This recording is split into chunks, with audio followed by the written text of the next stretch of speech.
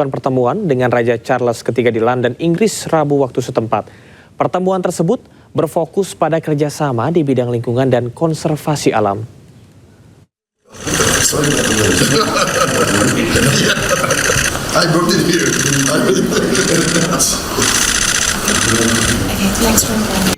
Dalam rangka kunjungan kerja ke Inggris, Presiden Prabowo Subianto melakukan pertemuan dengan Raja Charles III di Lancaster House, London, Inggris pada Rabu pagi waktu setempat. Keduanya bertemu dalam acara pertemuan dengan filantropi lingkungan Indonesia Inggris yang menjadi salah satu agenda lawatan Presiden Prabowo di Inggris. Selanjutnya, Prabowo dan Raja Charles menggelar pertemuan tertutup di Istana St. James, tak jauh dari Lancaster House. Dalam pertemuan tersebut, Presiden Prabowo dan Raja Charles III membahas sejumlah isu lingkungan, termasuk yang berkaitan dengan konservasi gajah. Inggris berkomitmen untuk bekerja sama dalam membantu memperbaiki ekosistem dan pemulihan 57 taman nasional di Indonesia.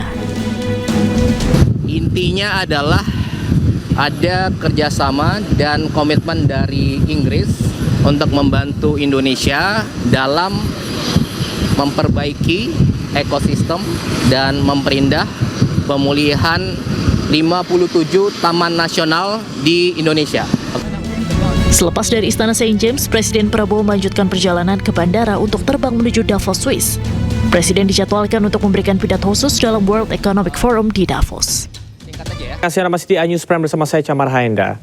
Tim SAR gabungan mendapat bantuan dalam operasi pencarian dan evakuasi korban jatuhnya pesawat ATR 42500 di Pangkep, Sulawesi Selatan.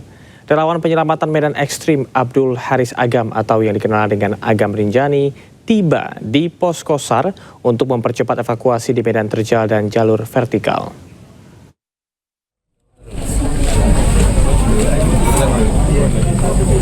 Abdul Haris Agam atau dikenal Agam Rinjani tiba di posko SAR Desa Tompobulu, Kecamatan Baloci, Kabupaten Pangkep. Kedatangan Agam untuk memberikan bantuan teknis evakuasi khususnya di medan terjal dan jalur vertikal Pegunungan Bulu Sarauk. Agam dan tim ditempatkan di pos 9 yang merupakan jalur utama vertikal dengan sasaran utama proses pencarian dan evakuasi korban. Jadi kami ikut saja koordinasi dari teman-teman Basarnas, bagaimana strateginya kami ikut membantu di khususnya vertikal rescue. Kami bawa tim bertiga, ada Tio Survival, ada Kribo, bergabung sama teman-teman Korpala dan Taman Nasional Bulu Sarauk. Ini lagi rejim ke bawah. Teman-teman lagi menarik di atas, oke? Kamis sore, di laman Instagramnya Agam menunjukkan proses evakuasi vertikal yang sedang dilakukannya. Menurutnya kondisi medan yang sangat terjal dan kabut tebal, serta hujan jadi tantangan berat dalam evakuasi. Jadi seperti ini kondisi di sekitaran puncak, kabut sudah berapa hari. Wajar kalau evakuasi sulit dilakukan.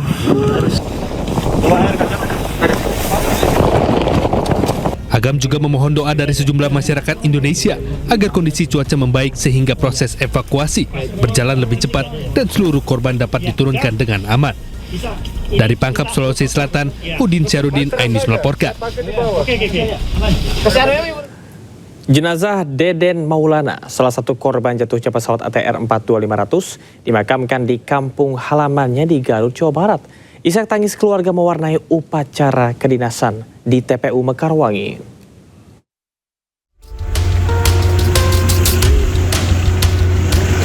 Jenazah Deden Maulana, pegawai Kementerian Perikanan dan Kelautan yang menjadi salah satu korban jatuhnya pesawat ATR 42500 di kampung halamannya di Desa Pasanggerahan, Sukawening, Garut sekitar pukul 15.00 waktu Indonesia Barat. Kedatangan jenazah pun disambut isak tangis keluarga, kerabat, dan tetangga korban. Usai disolatkan, almarhum Deden Maulana kemudian dimakamkan di tempat pemakaman umum dengan prosesi pemakaman secara upacara kedinasan. Tiba-tiba saya datang jam 2 malam. Itu tiba-tiba meluk ibu dari belakang pas waktu tidur. Nah, siangnya udah pulang lagi ke Jakarta karena mau ada dinas keluar juga gitu. Dia terakhir kesini tuh beberapa hari yang lalu ya gitu? Desember apa Januari gitu awal. Kepergian Deden Maulana meninggalkan luka mendalam bagi keluarga yang ditinggalkan. Keluarga tak menyangka korban menjadi salah satu korban jatuhnya pesawat ATR 42500 di kawasan Gunung Bulu Saraung, Pangkep, Sulawesi Selatan. Dari Garut, Jawa Barat, Iin Solihin, iNews melaporkan. Setelah berhasil dievakuasi, black box pesawat ATR 42500 yang jatuh di lereng Gunung Bulu Saraung, Pangkep, Sulawesi Selatan diserahkan ke Komite Nasional Keselamatan Transportasi atau KNKT. Penyerahan dilakukan setelah hari ke-6 operasi pencarian dan pertolongan.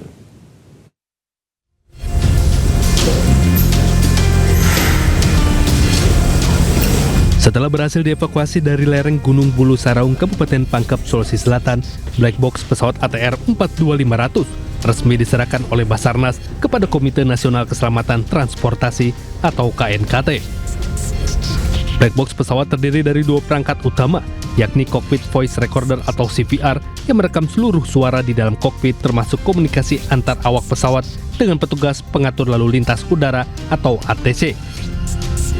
Perangkat kedua adalah Flight Data Recorder atau FDR yang menyimpan data teknis penerbangan dengan puluhan parameter, diantaranya ketinggian, kecepatan, arah terbang, serta kondisi teknis pesawat selama penerbangan. Benar bahwa yang di hadapan kita ini adalah black box.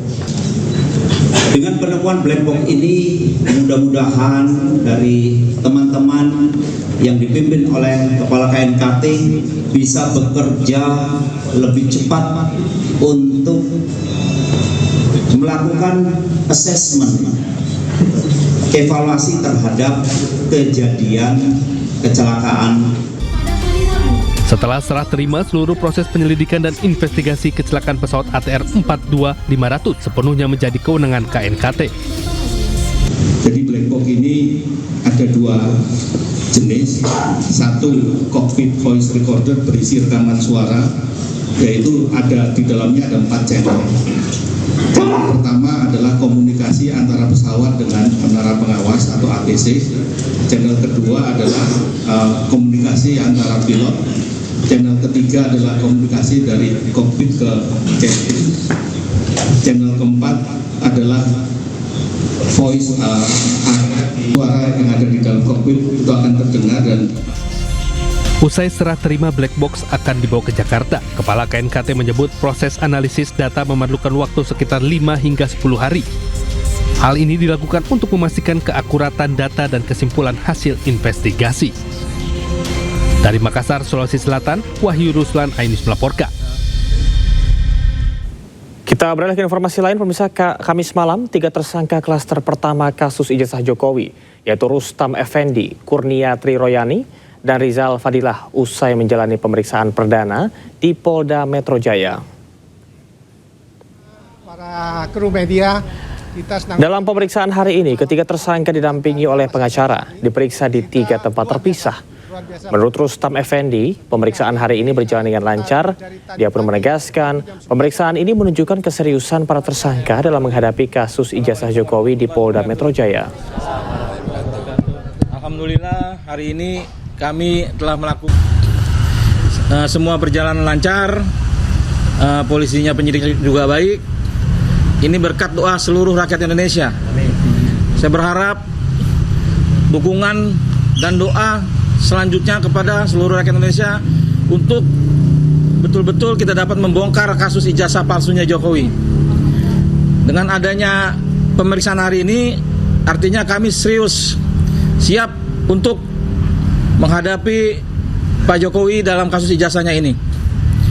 Semoga perjuangan kami ini diberkahi oleh Allah, amin, didukung oleh seluruh rakyat Indonesia yang berakal waras. Amin. Semoga juga perjuangan ini akan membawa berkah nantinya, agar Indonesia tidak ada lagi pemimpin-pemimpin yang dimana memanipulasi data dalam mencalonkan diri sebagai presiden, wakil presiden, ataupun lainnya. Saya bersama kawan-kawan di sini, kuasa hukum, para pejuang, berharap banyak atas dukungan kepada rakyat Indonesia untuk kami, untuk tetap bersama, tetap kuat, walaupun kami dipecah belah gitu. Tapi kami tetap insya Allah solid bersama Mas Roy Suryo, Dr. Tifa, Bang Rismon, Bang Rizal Fadilah, dan Ibu Kurnia. Salam dari saya, kami semua kepada seluruh rakyat Indonesia. kepada Pak Jokowi sampai ketemu di persidangan.